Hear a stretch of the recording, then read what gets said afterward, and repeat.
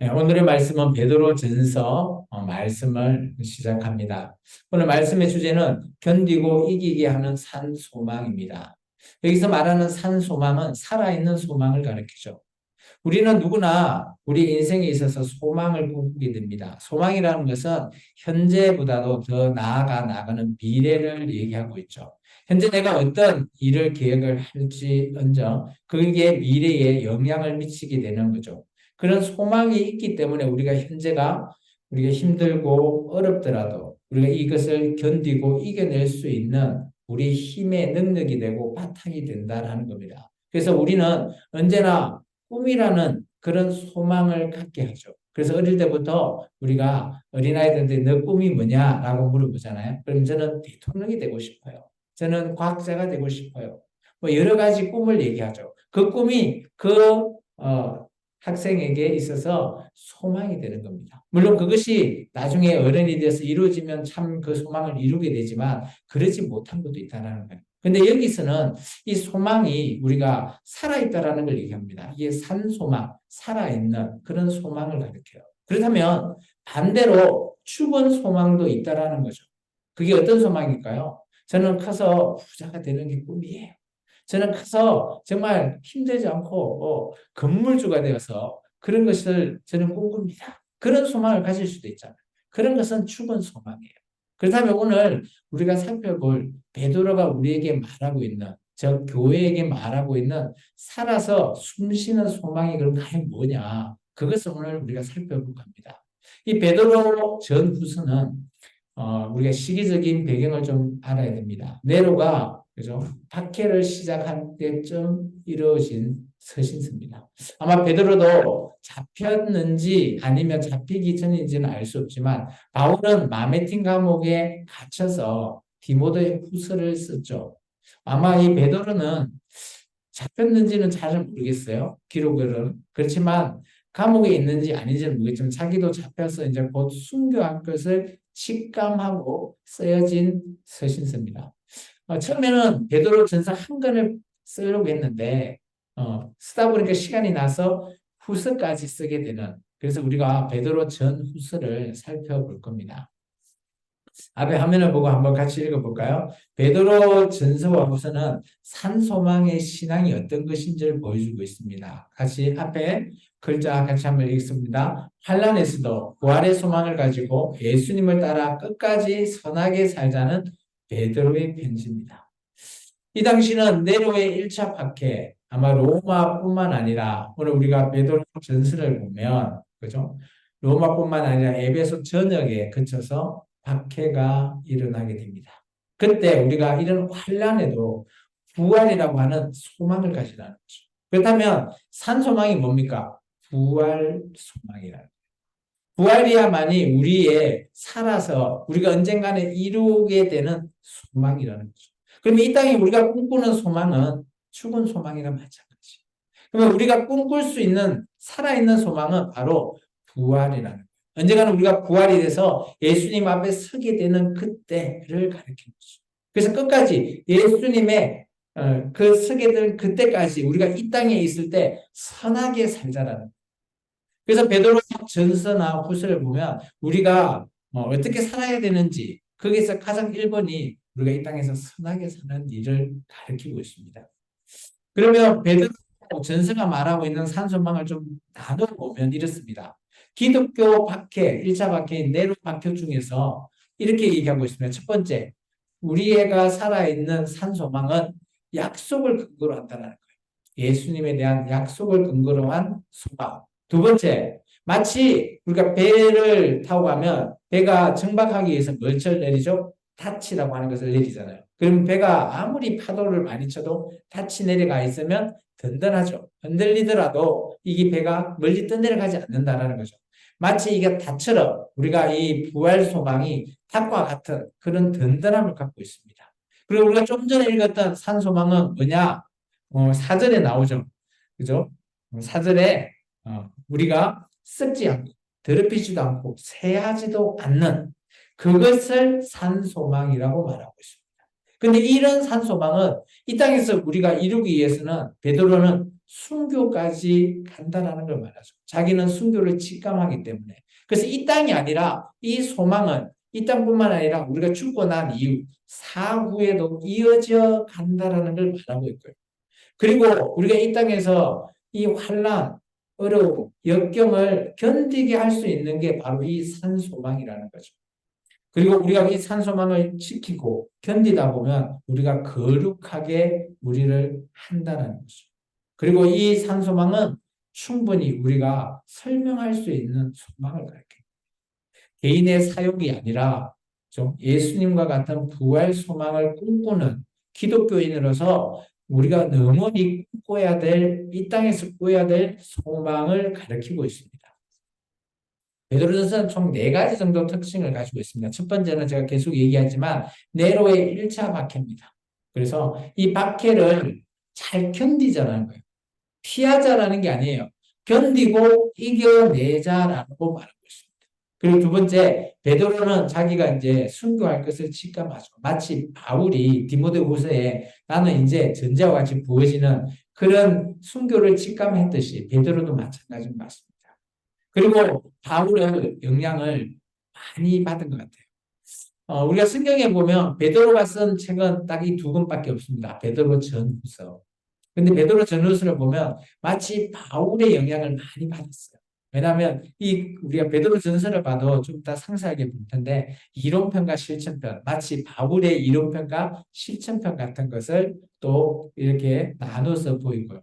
베드로가 바울에 있는 책을 다 읽어본 것 같아요. 그래서 모든 것을 읽어보고, 그죠? 거기에 대해서 너희가 왈가왈부하지 말라고 말하고 있고, 또 바울의 이런 표현도 씁니다. 로마서 16장을 쓰면서, 그죠? 약간 짧게 썼다라고 얘기하죠. 베드로도 이런 얘기를 하죠. 짧게 썼다. 5장으로 베드로전서를 쓰게 되죠. 그리고 베드로가 우리가 잘 알고 있는 예수님을 따라갈 때는 어때요? 우리가 생각했던 베드로는 일자무식이 아니었습니까? 바다의 업으로서 뭔 율법을 알아. 어떤 것이든 글도 잘 모를 거야. 이렇게 생각했던 우리인데 베드로가 바울의 모든 글을 다 읽었고요. 바울의 글이 히브리어가 아니라 헬라어로 써져 있잖아요. 그런 것을 다 읽었고요. 또 율법을 바탕으로 한 오늘 베드로전서에는 율법을 기준으로 토대로 해서 소망이 이런 거다라는 것을 말하고 있습니다. 그렇다면 베드로가 아마 젊었을 때는 업으로서 고기만 잡을 때는 어땠는지 모르겠지만 예수님을 만나고 난 이후 변화된 베드로를 우리가 볼 수 있어요. 그리고 열심히 공부한 것도 보고요. 또 베드로는 체험하는 것도 참 좋아했죠. 예수님을 따라다니면서 말씀 듣는 것보다 체험하고 기적이 일어나고 이런 것들에 너무 집중을 많이 했잖아요. 물론 그런 것들이 처음에는 예수님을 따를 때는 그랬지만 이제는 베드로가 성숙해서 그런 체험부라서 율법까지 포함해서 정말 어마어마하게 율법을 바탕으로 한 글이 베드로 전서로 보는데 베드로 전서를 크게 한번 이렇게 정리해 보면 이론편과 실천편으로 나눠볼 수 있습니다.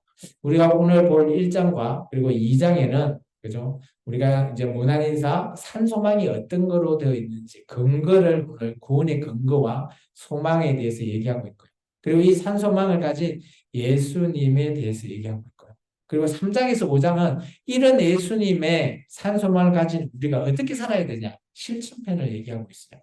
산소망을 가진 자의 삶 그리고 여러 사람들에게 말하고 있어요. 한 사람이 아니라 사환들, 아내, 남편, 교회 생활, 고난에도 선하게 내가 이루라. 그리고 순교자, 순교의 자세로 순교자로 살아야 된다. 그리고 장로에게, 청년에게 이렇게 나눠서 세분화되어서 말하고 있습니다. 그리고 마지막에는 이제 부탁하는 그런 내용으로 이루어져 있습니다. 그럼 오늘 베드로전서에 대해서 한번 이제 들어가 보겠습니다. 베드로전서는 산소망을 우리에게 말하고 있습니다. 제가 조금 전에도 얘기했지만 여기 1절에 보시면 베드로가 오늘 편지를 보낸 곳을 얘기하고 있습니다. 본도, 갈라디아, 갑바도기아, 아시아, 비두니아. 이 지역은 어마어마한 지역입니다. 지금의 터키 지역 있잖아요. 터키 지역에서부터 해서 저 수리아, 안디옥 저쪽까지 시리아 지역까지로 보이지는 것 같아요. 근데 나중에 베드로가 있는 곳을 보면 저 바벨론에 있다라고 얘기하거든요. 근데 그 바벨론이 메소포타미아 바벨론인지 로마의 바벨론인지는 알 수 없지만 어쨌든 간에 메소포타미아 바벨론이라면 어마어마한 영역에 베드로가 영향권으로 편지를 썼다라는 거예요. 그래서 흩어져 있다라는 단어는 디아스포라를 가리키고 있는 거죠. 디아스포라는 언제나 우리는 나그네 인생이다라고 말하고 있습니다. 저와 여러분이 이 땅에서 태어나면 우리 영원히 살 것 같지만 그렇지 않아요. 우리는 언제나 나그네 된 자라는 것을 꼭 기억해야 될 줄 믿습니다. 그렇기 때문에 오늘 2절의 말씀이 우리에게 특히 더 주목해 봐야 됩니다. 2절의 말씀 같이 한번 읽어볼까요? 곧 하나님 아버지의 미리 아심을 따라 성령이 거룩하게 하심으로 순종하고 예수 그리스도의 핏부림을 얻기 위하여 택하심을 받은 자들에게 편지하노니 은혜와 평강이 너에게 더욱 많을지어다. 베드로의 표현이 있잖아요. 마가복음 보면 유디스라고 하는 곧 즉시 이런 단어를 많이 썼다면 오늘 이 베드로 전서는 더욱 너에게 더욱 많이 내가 주겠다 이런 표현을 쓰고 있습니다. 근데 놀라운 거는 베드로는 그죠? 삼위일체 하나님을 전가하고 있습니다. 첫 번째, 하나님 아버지의 미리 안다. 미리 아신다는 것을 우리가 예정론이라고 얘기합니다. 그래서 우리를 미리 택하신 하나님 아버지에 따라서 우리가 성령님, 예수 그리스도로 인한 우리가 성령님을 그죠? 우리가 성령 세례를 통해서 성령님 우리에게 오시잖아요. 그래서 성령님의 거룩하심으로 우리가 늘 순종하고 또 예수 그리스도께서 핏부림, 십자가에서 죽으심으로 말미암아 우리의 택한 모든 자에게 편지한다라고. 여기다 택감 받은 모든 자라고 표현을 쓰다 보니까 아마 이 베드로 전서는 회람 서신으로 보통 기록되고 있습니다. 회람 서신은 뭔가 하면 이 편지가 그곳에 가게 되면 각각 돌아가면서 각 교회에게 돌려서 보는 거예요. 요즘 같으면 인터넷 편지로 이메일로 쫙 보내면 좋지만 이 당시는 그렇지 않기 때문에 편지가 하나이기 때문에 돌려가면서 보아라라는 것을 얘기하고 있죠. 그러면 오늘 이 나그네 입장에서 우리가 성부, 성자, 성령님의 은혜 가운데, 평강 가운데 우리가 함께 해야 된다는 것을 얘기하는 거예요. 우리가 이 땅의 주인이 아니라 이 땅의 나그네로서 그죠? 하나님, 삼위의 하나님과 함께 하자라고 말하고 있습니다. 베드로는 사도행전에 보면 그죠? 오순절 성령 강림 이후에 많은 자들 앞에 베드로가 설교할 때도 성부, 성자, 성령 삼위의 하나님을 전거했지만 지금도 마찬가지 똑같이 삼위의 하나님을 전거하고 있는 모습을 우리가 볼 수 있습니다. 그렇다면 우리가 이 산 소망이 뭐냐 하는 것을 좀 자세히 살펴볼까 합니다. 우리 3절에서 6절 다시 한번 읽어볼까요? 우리 주 예수 그리스도의 아버지 하나님을 찬송하리로다. 그의 많으신 긍휼대로 예수 그리스도를 죽은 자 가운데서 부활하게 하심으로 말미암아 우리를 거듭나게 하사 산 소망이 있게 하시며 썩지 않고 더럽히지 않고 새하지도 아니하는 유업을 입게 하시나니 곧 너희를 위하여 하늘에 간직하신 것이라. 너희는 말세에 나타내기로 예비하신 구원을 얻기 위하여 믿음으로 말미암아 하나님의 능력으로 구하심을 받았습니다. 그러므로 너희가 이제 여러 가지 시험으로 말미암아 잠깐 근심하게 되지 않을 수 없으나 오히려 크게 기뻐하는 자. 산소망을 가진 자의 특성을 두 가지로 얘기하고 있어요. 3절에 보면 그죠? 하나님을 찬송하는 자가 되는. 그리고 두 번째 어떤 자요? 6절에 보면 오히려 이 근심, 이 걱정, 환난을 통해서 우리가 더 하나님을 기뻐하는 자가 되는 거예요. 이것을 과연 가능할까?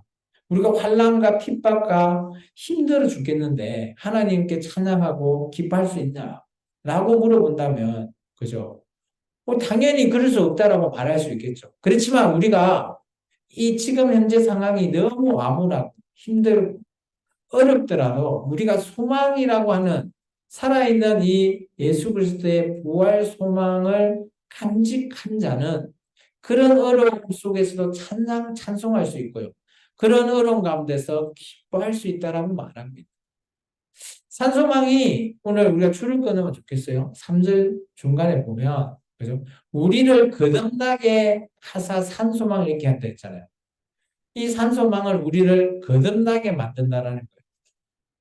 그죠? 우리가 다시 태어나게 하는 그 소망인 거죠. 어떻게 해요? 지금 우리가 아니라 언젠가는 예수님처럼 부활로 말미암아 다시 태어난 그 소망을 얘기합니다.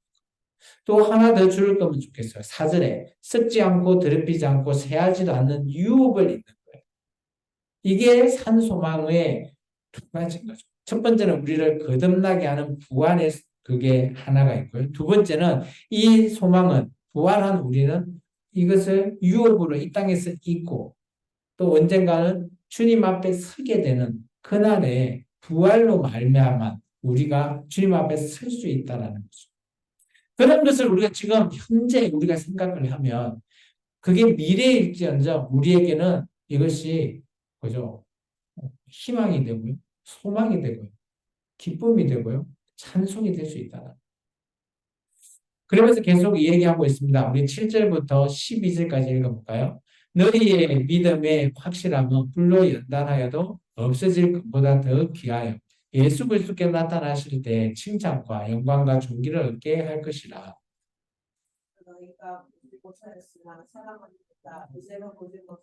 말할 수 없는 영광스러운 즐거움으로 기뻐하니 믿음의 결국 곧 영혼의 구원을 받음이라. 이 구원에 대하여는 너에게 임할 은혜를 예언하던 선지자들이 연구하고 부지런히 살펴서 잠깐만요. 여기까지요. 보면 놀라운 거는 지금 이 당시 베드로 당시에도 예수님을 만나본 자가 몇 명이 있을 것 같아요? 베드로가 이 각 교회에게 보낼 때 아마 베드로는 예수님을 만나봤잖아요. 제자니까. 이 당시 제자들 외에 예수님의 본자 많지 않았을 겁니다. 그래서 8절에 이렇게 얘기하죠. 너희는 예수를 보지 못했으나 그죠? 예수님을 보지 못한데 우리가 어떻게 예수님을 믿습니까? 그게 우리가 산 소망을 하든 유업을 잇는 자가 라는 거죠. 믿음이 결국 우리의 영혼을 구원하듯이 우리가 예수님을 믿기 때문에 그죠? 우리의 영혼 구원은 예수님을 우리가 믿었기 때문에 영혼 구원을 받은 거라는 거죠. 쉽지 않아요. 세상 사람들은 어떻게 보지도 못하는데 그것을 믿을 수 있냐? 나는 보지 못하면 못 믿겠다라고 말할 수 있어. 근데 놀라운 거는 우리가 예수님을 보지 않고도 하나님을 보지 않고도 우리가 하나님을 아는 거예요. 예수님이 믿어지는 거죠. 성령님이 믿어지는 겁니다. 이게 하나님의 은혜고, 이게 우리가 소망을 가진 자의 몫이죠. 하나님께서 이렇게 우리에게 은혜로 부어주시는. 정말 이 믿음이라고 하는 것이 이런 거예요.